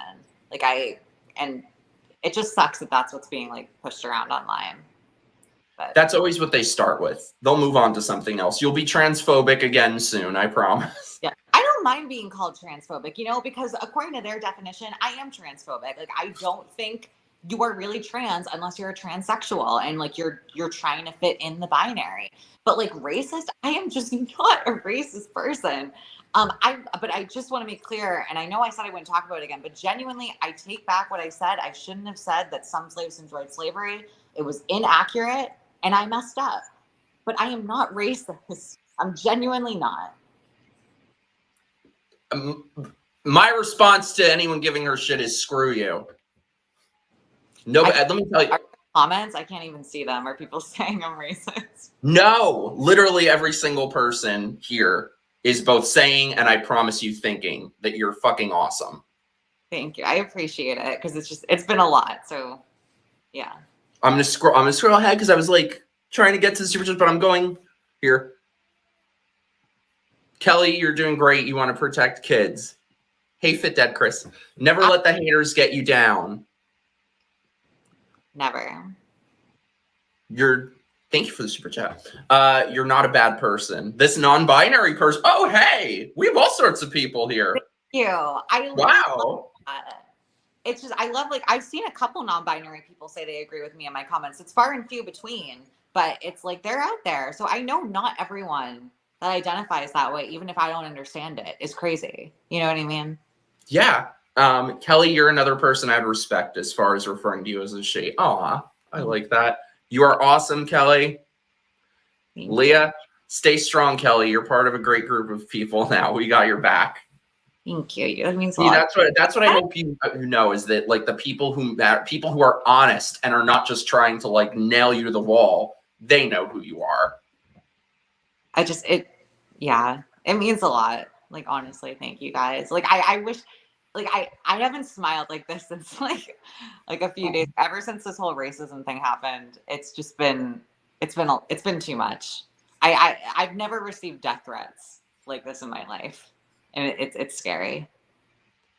Anything you get like that, just send it right to the cops. Like, just. But I don't want to be dramatic, Like, I don't want to I'm like, people just say shit on the internet and they're not. So it's like, I don't know. And a lot of them talking shit look like they don't need their lives to be any worse. See, this is what I mean, though. You're too good of a person for that. Like, these people suck. Yeah, they look like, I mean, you saw the picture of the person that told me to shoot myself.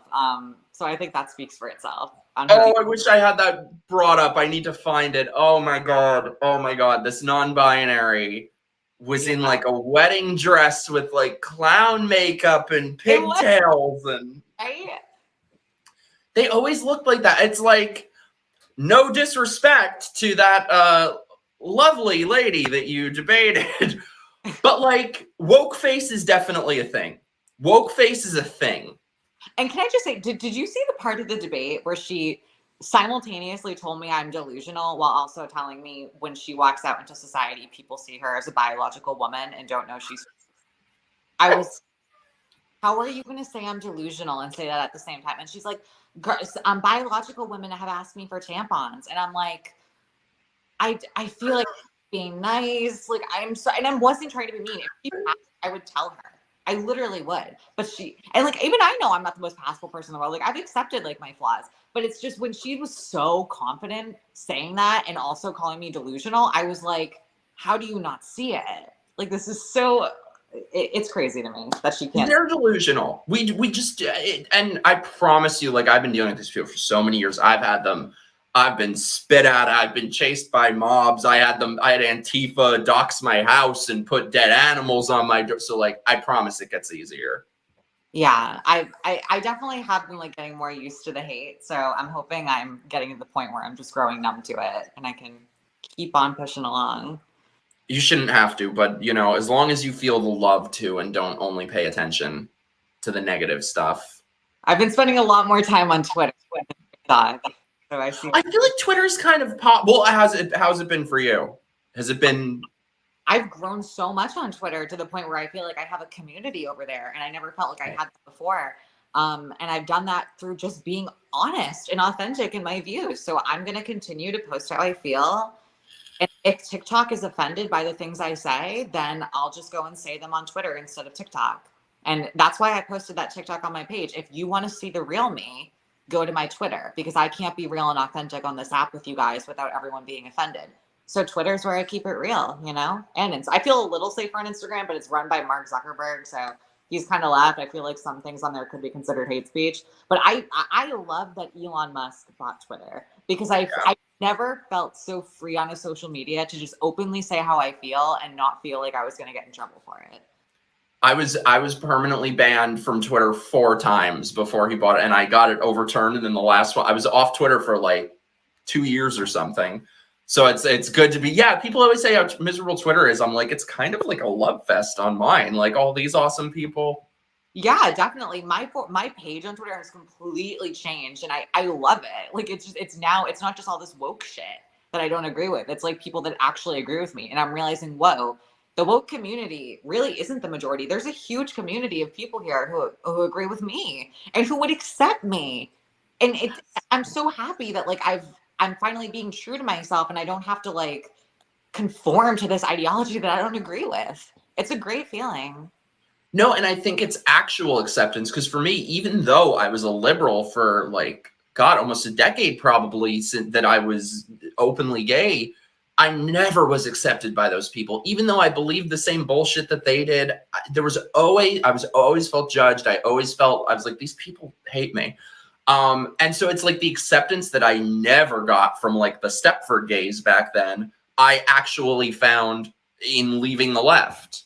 Yeah, it's like, it's real acceptance. It's not fake. It's not, oh, say you agree to everything or we don't accept you. Because look at what they're doing to me now. They're misgendering me. They're calling me a man. They're not respecting my pronouns. What happened to like 3 weeks ago, not even, when you guys were like, oh, for the shooter, oh, well, it doesn't matter how awful of a thing they did. He killed children, so respect their pronouns. And I'm like, no, it's a she. They did something horrific. We shouldn't respect their pronouns at all. So it's like, I don't know, but because I don't agree with your ideology in this woke culture, that's worse than killing children. So you're not going to respect my pronouns? Like, tell me how that makes sense. Their words mean nothing. They're insane. That's why I tell people, I'm like, just point at them and laugh. They're ridiculous people. They're really saying me disagree. They are straight up saying me disagreeing with them is worse than someone killing innocent children. How fucked up is that? Yup. I'm just so not surprised. Like there's nothing I could be surprised. And it's so funny because it's like I said, everything that they say, it is the language of abusers when they go, because I'm sure you've been told the same thing. Oh, they secretly hate you and your friends aren't your real friends. And what they're basically saying is everyone hates you but me. You're unsafe with anyone except me. You're nothing without me. It's the language of abuse. Yeah, definitely. I'm scared of where this is going to go, you know, because if it's only gotten worse in such a short period of time, I'm like, where are we going to be in like 2030? I'm hoping that this is the start of more people like me coming forward, because I'm speaking out. I'm hoping more people will be willing to do it, especially some of those creators that agree with me that are afraid to speak out. Because if we all come together, we genuinely can turn this around. We can have an impact. We can vote. Like, it doesn't have to keep going to this woke mindset. Like, we can get somewhere else. And I think it's I always say, in my opinion, it's not even because of the madness of the left that we're in this position. It's because of the capitulation of the right, and the not even everyone, just the right, of anyone that isn't on the left. Everyone just complies to it. It is not most people that believe this. It is not most people that think it's okay to give double mastectomies to 12-year-olds. That is not most people. But most people, unfortunately, are willing to go along with it. So people need to step up. Yeah, it's scary. To me, what's going on right now is people really start speaking up, because we're going to get to a place where it's going to go too far. And like, I don't want to make any like accusations. It just seems like, you know, if we keep going down this progressive mindset, I feel like they're going to start to try to normalize things like pedophilia. That I'm scared that like by the time I'm 60, they're going to try to normalize that. And I'm going to be like the crazy conservative old person. And they have all this young generation that they've like taught all these things to when they were young. They're going to start to agree with this stuff. I'm scared it's going to go there. You know, I feel like that's a strong possibility. Well, you see the seeds of it already being planted. And I had said that for a while, but I don't know if I really I was like, there was still part of me that was like, no, that can't be right. And then I will never forget when the normalized pedophilia crowd came at me on Twitter, and I couldn't believe, I still can't believe it. Like, what's that? How is that even a thing? I know. Oh, because, well, they always have their excuse. So it was like, what was their excuse? Something like, for the children, it helps the children to, less children will be abused if we just destigmatize. No. And it's so funny because these people will never say a word about like child welfare in general, but suddenly for just this one thing, they're so indignant about it. I'm like, no, this ain't about because you care so much about the children. I think all pedophiles should be sent to like death. Honestly, it should be like, I don't see any reason to me. I genuinely believe that like pedophiles, I don't know if I feel like it's a sexuality. It's something they can't change. And it's unfortunate, but they should be killed off because they're natural born predators. 100%. No, and I just saw a clip the other day of some professor talking about like 7-year-old or 8-year-old or something having a relationship with a grown man, and oh well, they liked it. I'm like, am I nuts? They're pedophiles. It's so scary. Like these people, I have never really been like super for the death penalty on a lot of things, but that is just the one thing where I'm like, first time it happens, kill them. There's no changing them. It's the way they are. Kill them off. And it's so funny how these people, like those types, they ascribe virtue to pedophiles. They're like, oh, well, they don't want to offend. I'm like, would you give that same courtesy to rapists? You know, like predators are just predators. What do you mean? Oh, they don't want it. Yes, they do. They really, really do. It's a sick world. It really is. I think it has to do with like, I think it's all connected with the media and the elites and the agenda to like normalize this stuff. Like, you know what I saw this movie the other night called Blue Valentine, and there's just this shot in it of this little kid undressing, and it just shows like their full like chest, and I'm just like, why was that shot like necessary? And then I asked like my boyfriend, I was like, how do they get away with that stuff? Because like that's like technically child porn, right? And he goes, well, technically in a movie, they can get away with that because they call it art. And I didn't believe him. I was like, no way. I Google it. The industry legally allows people to put naked children in movies, and it's considered art. So it's okay. It's not considered child porn. Isn't that crazy? I've got one worse for you. What? You guys are going to think I'm making this up. Look it up. So a couple years ago, I was reading this book about like obscure movies, and they were talking about this like 4 or 5 hour historical epic about Italy. So I was like, oh, that sounds good. Robert De Niro is in this movie. So it's not like some obscure movie. It's called Novecento or 1900. Yeah. Full on child porn in this movie. Little kids. I'm afraid I'm going to get kicked off YouTube for saying what's in this movie. Like, giving each other hands. I've never clicked off of something so quickly in my life. But yes, for people who don't know, Robert De Niro was in a movie with child porn. What year was this? What is this movie? Maybe 80s or 70s. He was younger. Oh my! It's called 1900. That is disgusting. I'm like, how are they not in jail? No one talks about it, probably. No. God. Sorry, by the way, y'all. I don't think I've ever gotten this many super chats in which I said thank you so much. Let me catch up with them. I'm sorry, I'm way behind. Here we go. Giorgio Quattrocento, Milo Stewart. Oh my God, I forgot about that. We're like bringing up the golden age of YouTube here. Milo Stewart, thanks chat for naming that notorious early SJW. Looks like someone who'd be a happy 1950s housewife in a previous life. Someone who would go full board with whatever societal message in every time period. Do you remember that one? I think Blair had videos on, is it her? I don't remember. Or I don't know what they identify as. That's what that person's catchphrase was. Like, there's sort of very creepy Children of the Corn looking type with these glasses. And she was like, everybody is racist. Everybody is homophobic. Everybody is sexist. I think that was the first time I heard somebody saying things like that. And now that's what they're teaching in kindergartens, I guess. They were ahead of their time, apparently. Georgia also said, YMS is a woke furry. I love YMS. I think he's so fun. I love Sardonicast. I love like Ralph the Movie Maker and I Hate Everything. I think they're great. Did you watch Critical Drinker? I've watched a few of his videos, but I've never like been able to do it. I love him. Funny. Hey, just want to say I love you. Hope you feel better after people called you racist. I'm trying to. They should make that a Hallmark card.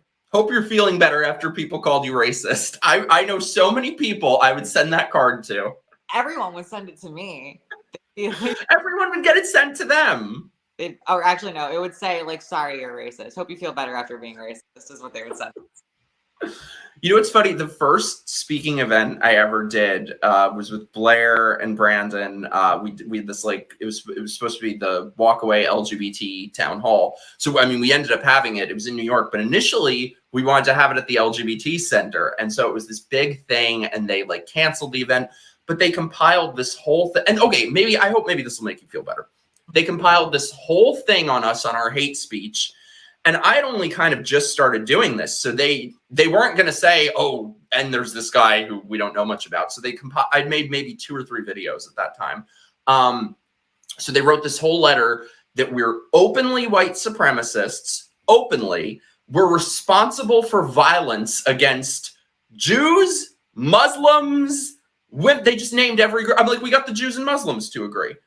But the thing is, I had made a video at the time, and it's funny, if people were to go back and watch it, it would sound like a liberal talking, because at the time, now I'm way more black-pilled, but at the time, I was like, oh, I want to kind of like try to, bring people together. That ship has sailed. But so at the time, there was this news story about this like college kid who went on some like white power rant. And I did a video about it saying, like, this is what he said, and this is why it's wrong, and sort of like saying why, I'm against that mentality. So they took, for their like dossier of our hate speech, they cut up little clips of me where I was quoting what he said in debunking it and passed it off like they were my words. That's what they do. They'll do anything to spin a narrative. And that's why you shouldn't ever let it bother you, because it doesn't matter what you say. If it wasn't that, it would have been something else. They will call you, they will assign a label to you, and then work backwards trying to prove it, find reasons for it. I know, it's so scary. It's like no matter what you do, they're ruthless. They will straight up lie to fit their narrative. They'll do anything. It's awful. The number of times that I've been called a Nazi by them. My dad is Jewish. His family were Holocaust survivors. My mom's dad fought the Nazis in World War II, but I'm a Nazi to them because I say, there are 2 genders. It's almost like them calling me transphobic when I'm trans. See, when they call me homophobic, I'm like, okay, that one's a little bit true. Yeah. What'd you say? I said you're allowed to be, though. Yeah, I mean, they're horrible, so... Cody, my love, thank you so much for the sticker. You are the best. Golden, A library in Lafayette, Louisiana had drag queen story time and they lost a tax mileage over it. That's good, I think, right? Yeah, definitely. I think that's what needs to be done. I think just like they're so used to being able to steamroll people. They're so used to getting their way that we just have to like turn it around on them. Yeah. This was something I've heard from a lot of people this week. I couldn't even tell that Kelly was trans until she said that she was. Thank you. I appreciate it. I don't know why so many people will respond to like a comment like that and be like, this isn't like a good thing. Like you're not doing anything positive. And it's like, I personally, for me, passing was a huge, really important thing to me. It was my main goal. I used to like, one of my main things I thought about before transitioning when I was deciding was like, you know, if I transition, I don't want to be ugly. I want to be able to blend into society. And it was, and I'm glad that I got here because like it is important to me. And I don't think it should be offensive for me to say that. I've made videos on TikTok where I've said, I don't think it should be offensive for me to say I like passing, and people get upset. I've had to take videos down. It's pretty sad. Well, a lot of these people, it's like they turn themselves into their own little science project. It's like, you people have to be trying to make yourself look hideous. Like nobody is that naturally hideous. Yeah. But totally. By the way, you have no idea this week, and y'all in the chat, I ain't naming names, but literally like 5 different straight guys I know messaged me and was like, oh, who's she? Does she have a boyfriend? And they had no idea you were even trans. Oh my God. Fit Dad Chris, MIKEroaggress'd, do you not have channel memberships? I don't. I never set that up because I didn't think anyone was interested. But I have locals and I have Patreon and I have my links below. So you guys, please help me be a better grifter. It's my goal this year to go full time with writing and making content. So yeah, we do lots of cool stuff with my subscribers with locals and Patreon. So Tuesday we're having like a Zoom hangout and we're gonna do movie night the week after. You should come hang out sometime, Kelly. Yeah, for sure. I'd love to come on. It'd be fun. I think we're gonna watch the next movie night. Have you heard of this movie, Karen? No, I've never heard of it. I haven't seen it. I've been waiting to watch it with you guys. It's this like horror movie. It's like it's just this woke horror movie with like the white lady. There was a Karen is the villain, and she hates them. She's a racist and hates the black couple. That sounds. It looks like a parody of these people, but it's somehow a real movie. I'm so down. John Forge says, "Love you both." I would love you too. You guys are all amazing. One sec. I'm trying to get to. Oh, here we go. Roswell, never argue with an idiot. They will drag you down to their level and beat you with experience. Yeah, those are some wise words. That's why I don't think I'll ever go on like a liberals podcast again or whatever they want to call it. I don't know what she did, just debate, unless it's like I was going on her platform and I didn't even have access to the full debate, and that allowed her to take like out of context clips and spread them on TikTok like days before posting. So yeah, I mean, like, for example, I know this is going to be directly on YouTube and I know that we kind of agree on a lot, so I'm not as concerned. But it definitely was a hard lesson for me that if I'm ever going against someone that is super left, I probably should have a recording of it of my own. Definitely. I forgot about that. They wouldn't allow her access to it. They didn't post it when it aired and held it back a couple days to do whatever with. The edits. I think the person who edits the stuff tweeted and was like, it's so hard for me to, and I just tweeted, I was like, yeah, because you suck at your job. Yeah, and it had like spelling errors in it too. I was like, I hope you're better at editing than you are writing. Jesus. This is funny. I unsubscribed to Hunter Havalone after, that guy, he was the one leading the charge with the destigmatize pedophilia shit when I got into it with these people. No, he what? I have no idea. But what the hell? To protect children. It's for the children.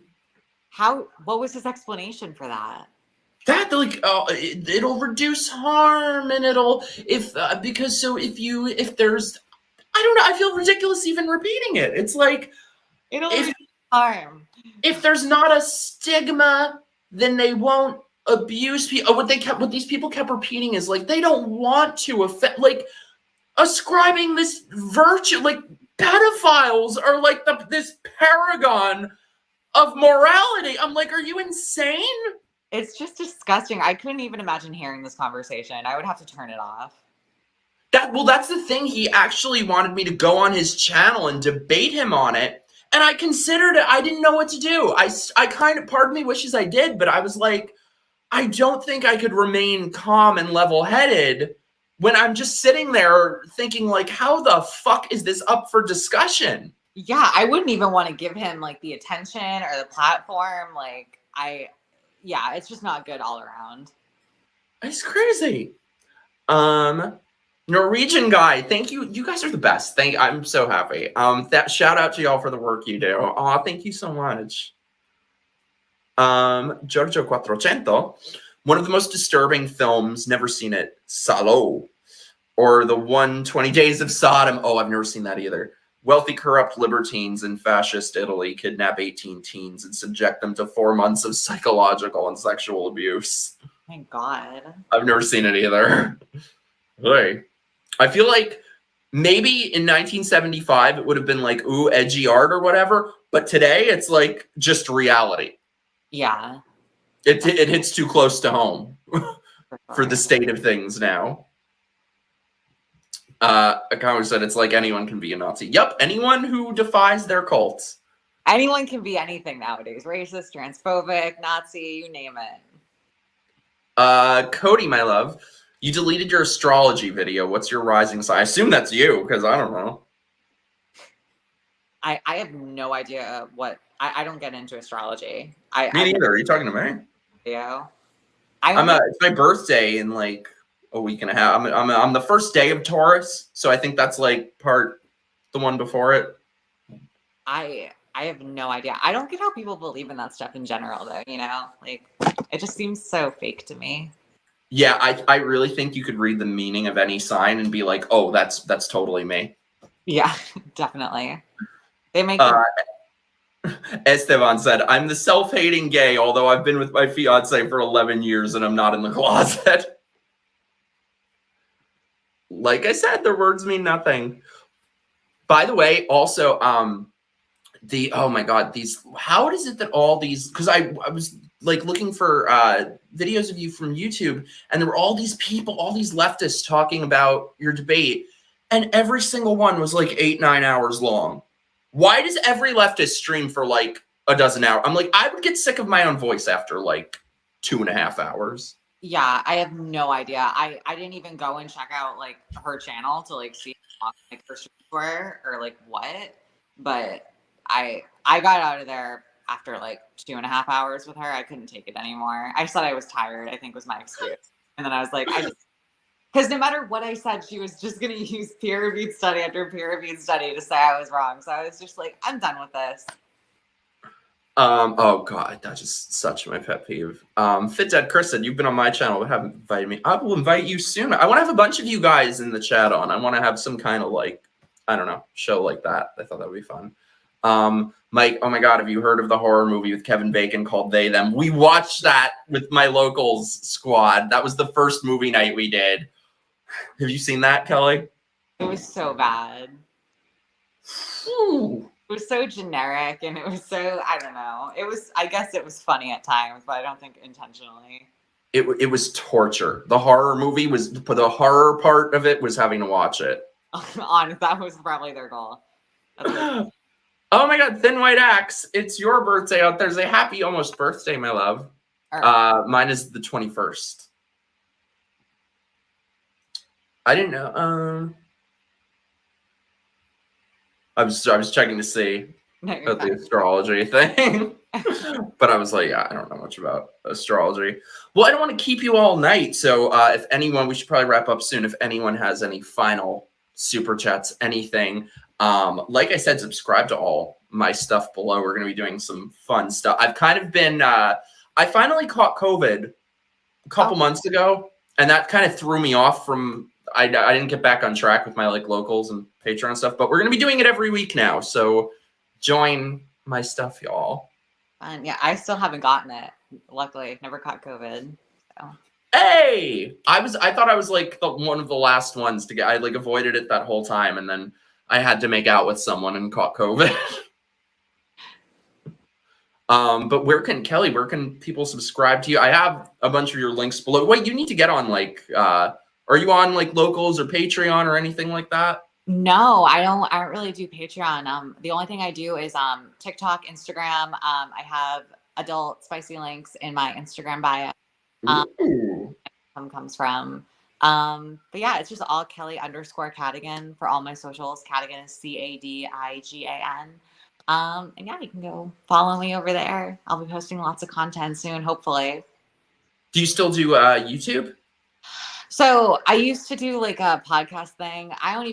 They were like 2 years ago. My views have changed so much from then. So I don't even know if all the things I'm saying in there are still how I feel today. But I definitely did used to have like a YouTube channel where I would post like a podcast. I did a couple of videos about surgeries and stuff. Maybe one day, especially now that like I've kind of, gone to the right and I want to like speak out more, I definitely could see myself getting a YouTube channel, especially because TikTok has become so unwelcoming. That might be my next place to go. Yeah, you should. It would be fun. You should do like a video reacting to your old ones with views and see how you changed. Yeah, that would be so cool. Actually, I should, because I think I still have them. I think they're just on private, so I should probably check them out. Yeah. Oh, that'd be great. I wish I had. The most I have from back then, because I wasn't making videos or anything then. The most I have from when I was a liberal are some deranged Facebook posts. They're too cringy to look at. My Facebook memories is a nightmare every time I see them. I'm just like mass deleting every time I see it. It's either what crazy shit did I believe or what shithead was I dating. Yeah. Aw, you guys rock, says Lime Lady. You guys rock, says Chris. Aw, you guys are the best. Well, yes, her links are below. Everyone needs to subscribe to this goddess. She is so kick-ass. Kelly, this is so great. You got to come back. This was like one of the most fun shows ever. Yeah, I had so much fun talking to you. I was so nervous before coming on, especially after that last debate I did. But like, this was so welcoming and so much fun. And I never felt like I was on the defense at all. You're just so easy to talk to. And I really appreciated this. You've definitely put me in a more positive mindset, especially with all like the negativity I've been getting online. So thank you. Aw, you are anytime when these fuckers give you problems, like just put up the bat signal. We've all got your back. Thank you. I appreciate it. So you ain't fighting them alone. All right. Thank you guys so much in the chat for watching.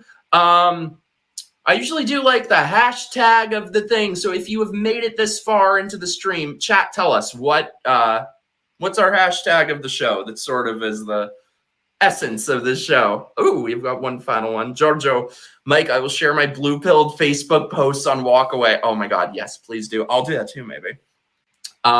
Chat, tell us what's the hashtag of the show? What was something we mentioned? I'm drawing a blank. Cody, I'm not making it anything astrology. Scream new friends. Nipple jar. Nipple jar. Yes. If you guys are watching and have made it this far into the stream, tweet us hashtag nipple jar. I love that. Iconic. Follow her stuff. Follow my stuff. Kelly, you are the best. Thank you so much for being here. Yeah, of course. Thank you so much for having me on. It was fun. I'll see you guys soon.